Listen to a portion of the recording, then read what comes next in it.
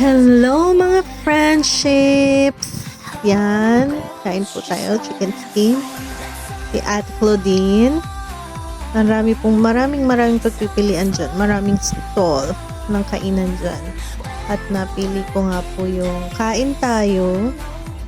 Yung nagustuhan ko, yung dumaan. Yung nagustuhan ko is yung avocado, halo-halo, takam ako dyan. May paggulat pa nga.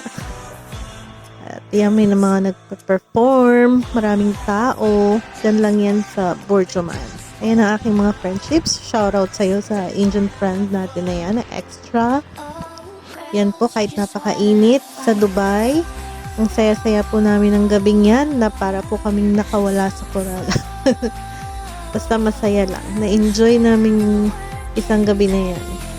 Kahit mainit. Kaya arat na kayo sa Borjoman Street Food Festival.